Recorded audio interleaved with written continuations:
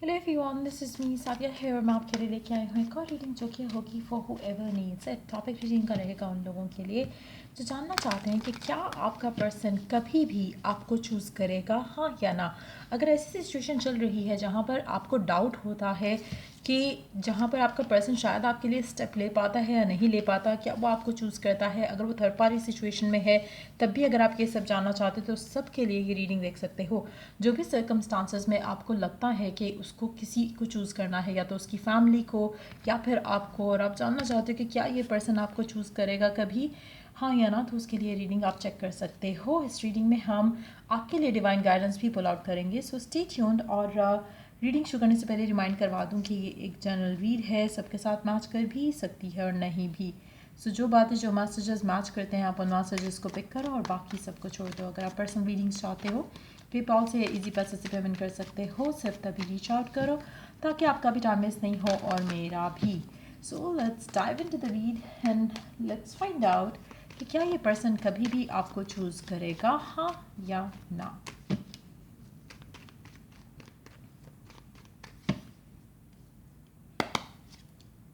Nine of swords, night of wands, आपका person बहुत immaturely चीज़ों को डील कर रहा है। क्वीन ऑफ सोर्ड्स, अच्छा मुझे लगता है कि जो स्पेसिफिक समवन है आपका जिसके साथ भी आप करंटली डील कर रहे हो, बहुत ही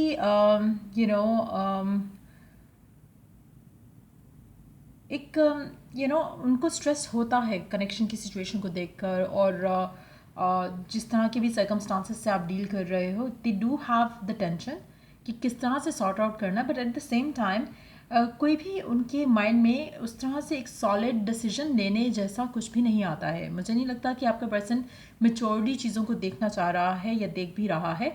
यस, वो स्ट्रेस लेते हैं, लेकिन एक होता है ना कि आपको पता है कि ये इशू है, आप उस इशू के बारे में सोचते रहते हो।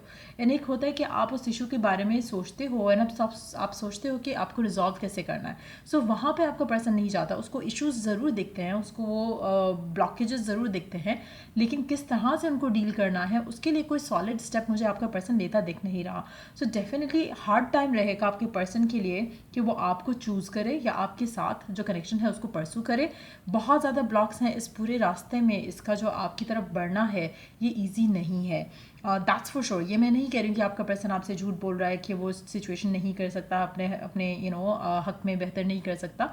मुझे लगता है कि जस्ट दैट कि पर्सन अगर चीज़ों को सही वे में देखना शुरू कर दे तो वो स्टेप ले सकेगा। लेकिन फ़िलहाल जो आपका पर्सन है जिसके साथ भी आप डील कर रहे हो वो इश्यूज़ के अंदर घुसा हुआ है, कि ये इशू है वो इशू है, लेकिन क्या कर सकता है क्या नहीं कर सकता उसके बारे में बात ना कर रहा है ना सोच रहा है। मुझे लगता है कि स्टेप्स ये लेता है, लेकिन ऐसे इमेच्योर स्टेप्स होते हैं कि उससे बल्कि सिचुएशन बनने की बजाय और बिगड़ सकती है। सो कहीं ना कहीं एक मुझे लगता है कि इसको गाइडेंस की ज़रूरत है, मेच्योरिटी की ज़रूरत है चीज़ों को हैंडल करने के लिए। हो सकता है कि आप इसको अगर कुछ सही वे में बता सको तो वो बताओ इसको, अगर आपको लगता है कि चीज़ों को अगर ये इस तरह से डील करेगा तो बेटर रहेगा। लेकिन मुझे नहीं लगता कि खुद इस इंसान में इतना पोटेंशियल है राइट नाउ कि ये खुद डिसाइड कर सके और सही डिसाइड कर सके।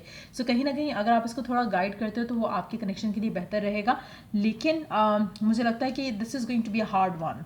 आपके पर्सन के लिए इतना आसान नहीं होगा आपको चूज़ करना, बट यस मुझे लगता है कि अगर ये इसको कोई समझाने वाला हो चीज़ों को लेकर प्रॉपर वे में, एक होता है ना कि आप as a third person perspective ही अपने रिलेशनशिप को देखकर कुछ डिसीजन बना लो, वो भी ये पर्सन नहीं कर पा रहा है। और इसीलिए इसके लिए डिसीजन बनाना मुश्किल है। इवन दो क्योंकि ये चाहता है आपको, तो ये इवन दो ये चाहने के बावजूद भी ये कोई सॉलिड स्टेप नहीं लेगा। मुझे लगता है कि कम्युनिकेट करेगा, फिर वही सब होगा, फिर से वही साइकिल चलता रहेगा और चीज़ें इस तरह से ही रहेंगी आपके और आपके पर्सन के दरमियान में, जिसके बाद मुझे लगता है कि मेजॉरिटी लोगों के लिए आपके लिए इस इंसान के ऊपर ट्रस्ट कर पाना या फेथ रख पाना मुश्किल होगा। सो मुझे लग नहीं रहा आने वाले टाइम में ये पर्सन आपको चूज़ करा, आपको स्ट्रगल करना पड़ेगा इस इंसान के साथ, आपको बार बार रिमाइंड करवाना पड़ेगा कि they have to take step. कहीं ना कहीं कुछ ऐसा है जो कि ये पर्सन जो है स्टेप नहीं ले रहा है। रीज़न उसका मुझे लगता है कि एक इमेच्योरिटी जो है वो सबसे बड़ा रीज़न है, और चीज़ों की सेंसिटिविटी को अंडरस्टैंड ना करना वो एक मेजर अदर रीज़न हो सकता है। जब तक ये अपने आप को स्ट्रॉन्ग इनफ नहीं करता है और मेच्योरली चीज़ों को देखता नहीं है, तब तक सिचुएशन आपकी और आपके पर्सन के दरमियान में बेहतर नहीं होगी. Again pages. मुझे लगता है कि बहुत ही इमेच्योर वे में पर्सन जो है वो चीज़ों को लेकर जाना चाह रहा है. बहुत इमेच्योर एनर्जी है आपके पर्सन की. कभी वो कहता है प्यार है, फिर वो प्यार के लिए स्टेप नहीं लेगा, तो चीज़ें ऐसे रिजॉल्व नहीं होती. ऐसे इश्यूज़ जो है, सीरियस इश्यूज़ जो हैं, वो ऐसे कभी भी रिजॉल्व नहीं होंगे. और मुझे लगता है कि अल्टीमेटली जो सिचुएशन है उसमें आप जो है वो फेड अप होने वाले हो आने वाले टाइम में. सो मुझे आने वाले टाइम में तो पर्सन आपके लिए कोई एक्शन लेता दिख नहीं रहा है. बस हाँ, बातें ज़रूर कर सकता है, कह ज़रूर सकता है कि हाँ we will see, you are my someone special और ये वो. लेकिन इससे ज़्यादा एक्शन की जब बात आती है तो मुझे लगता है कि वो अपने आप को बहुत गार्डेड रखता है. उसको लगता है कि शायद अभी मैं एक्शन नहीं ले सकता, या उस तरफ उसका ध्यान ही नहीं जाता. तो डिफरेंट होगा क्योंकि जनरल रीड है, तो आप में से कुछ लोग ऐसे भी होंगे जहाँ पर ये पर्सन गार्डेड है खुद से. वो ज़्यादा एक्शन लेने के उस अपने आप को उसको लगता है कि शायद अभी उसके लिए एक्शन लेना सही नहीं रहेगा. हो सकता है फैमिली के अगेंस्ट जाना, या फैमिली को समझाना, कन्विंस करना आपको लेकर. मुझे लगता है कि कुछ लोग खुद भी रोक रहे हैं अपने उस डिसीजन को. उनको लगता है कि सही टाइम नहीं है. लेकिन मेजॉरिटी लोगों के लिए मुझे लगता है कि आपका पर्सन सेंसिटिविटी जो है मैटर की, वो उसको अंडरस्टैंड नहीं कर रहा. सो मुझे नहीं लगता कि आने वाले टाइम में आपको कोई सेटिस्फैक्शन मिलेगी या कोई सेटिस्फैक्ट्री मूवमेंट फॉरवर्ड मिलेगी इस इंसान के साथ, क्योंकि मुझे पर्सन जो है वो कोई सही एक्शन लेते हुए दिख नहीं रहा. सो डेफिनेटली आने वाले टाइम में तो डेफिनेटली चीज़ें जो है वो आउट ऑफ कंट्रोल होती दिख रही हैं. मुझे नहीं लग रहा है कि पर्सन आपको चूज़ कर रहा है, या स्पेशली वो लोग जिनकी लव लाइफ में इस इंसान के लिए कुछ डिसीजन लेना बहुत इंपॉर्टेंट है, तब जाके आपकी लव लाइफ इस इंसान के साथ बेहतर हो सकती है. मुझे लगता है कि आपको डिसअपॉइंटमेंट होगी मेजॉरिटी लोगों को, और बहुत कम लोग होंगे जो कि आने वाले टाइम में जिनके लिए पर्सन जो है कुछ स्टेप ले सकेगा. मुझे लगता है कि बहुत इमेच्योर एटीट्यूड के साथ और इनसेंसिटिव बिहेवियर के साथ ये पर्सन कनेक्शन को परसू कर रहा है. लेट्स सी कि गिवन सिचुएशन में आपको क्या करने की ज़रूरत है. गिवन सिचुएशन में आपको क्या करने की ज़रूरत है, जो भी आपकी स्पेसिफिक सिचुएशन है इस इंसान के साथ. जनवरी टू जून, हो सकता है आपके लिए जनवरी टू जून तक का टाइम वेट करने का हो. अगर आपका तब भी सिचुएशन बेहतर नहीं होती इस इंसान के साथ, probably you need to move on.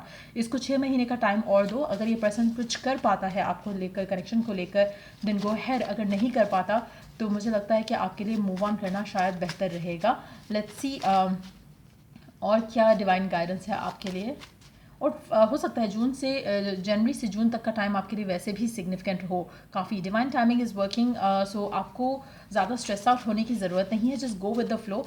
I feel like कि मेजॉरिटी लोगों के लिए, आप चाहो या ना चाहो, लेकिन जनवरी से जून तक का जो 6 महीने का जो पीरियड है वो आपके लिए सिग्निफिकेंट इसलिए रहेगा कि आपकी लव लाइफ में बहुत सारी चीज़ें खुलकर सामने आ सकेंगी, और उसके बाद आपके लिए कोई डिसीजन बनाना आसान रह जाएगा. कोशिश करो कि as you wait while you wait अपने आप को बिजी रखो हैप्पी थॉट्स के साथ. नेगेटिव थॉट्स नहीं आने देनी है. Act as if you already got it all. अच्छा, यहाँ पर मैनिफेस्टेशन की एनर्जी बहुत स्ट्रांग है. अगर आप चाहो तो मैनिफेस्ट कर सकते हो जो आप डिज़ायर करते हो पर्सन से, कि वो आपको चूज़ करे, कमिटमेंट दे, फैमिली के लिए के सामने आपके लिए स्टैंड ले. जो आप चाहते हो वो हो सकता है, लेकिन उसके लिए आपने ऑलरेडी मैनिफेस्ट जैसे आप करते हो, जब आप अपने आप को अलाइन करते हो with what you truly desire, as in कि जैसे आप चाहते हो कि आपकी शादी इससे हो जाए. सो वो क्या चीज़ें होती जो आप अभी कर रहे हो और उस टाइम पे नहीं कर रहे होते. आपने वो सारी चीज़ों को सोचना है, एंड देन आपने उनके ऊपर वर्क करना है. आप एक लिस्ट भी बना सकते हो कि क्या चीज़ें आप अभी कर रहे हो और क्या चीज़ें आप तब नहीं कर रहे होते जब कमिटमेंट मिल चुकी होती. सो वो चीज़ें आपने करनी है जो एज इफ़ आपको कमिटमेंट मिल चुकी है, एज इफ़ के पर्सन आपको चूज़ कर चुका है, एज इफ़ कि आपका पर्सन अपनी फैमिली के लिए के सामने आपके लिए स्टैंड ले चुका है. और फैमिली हमेशा जब भी कुछ विजुअलाइज करो, कुछ भी एक्ट एज इफ करो, मेक श्योर कि आप हमेशा जो थर्ड पार्टी है उसके लिए भी कुछ पॉजिटिव एक्ट करो.